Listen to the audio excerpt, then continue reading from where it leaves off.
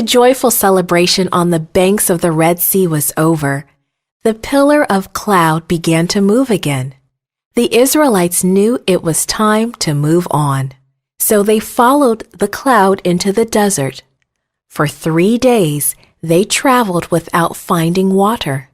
The water they had brought with them was gone. They had to find more if they were to stay alive. The cloud led them toward Marah, where they expected to find a spring. Moses herded sheep in the wilderness for 40 years. He knew the place well.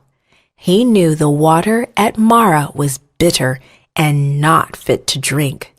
But the Lord had led them to this place. Just as Moses expected, at the first sight of the water, the joyful cry went up, "Water! Water!" Men, women, and children rushed to the spring, but as soon as the first of them tasted it, their joy turned to disappointment. It had been just 3 days since the Lord had worked a miracle at the Red Sea. Just 3 days since he had destroyed the entire Egyptian army. It had only been a few days since they had left Egypt and their lives of slavery. God himself in the pillar of cloud had led them to Marah. But they forgot all of that. "What are we going to drink?" they grumbled to Moses. Moses did what the Israelites did not do. He turned to the Lord for help. The Lord showed Moses a piece of wood and told him to throw it into the water. Moses did, and the water became sweet. And then imagine how the people rushed forward to the water. They had gone from joy at finding water to disappointment after tasting it.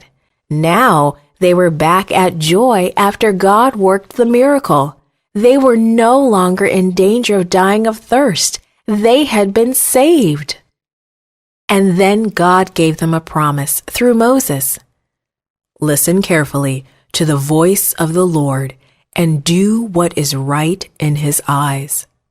If you do what he asks you to do, he will keep you from the diseases of the Egyptians." God would keep them from much of what troubled Egypt. Would they worship God with their lives?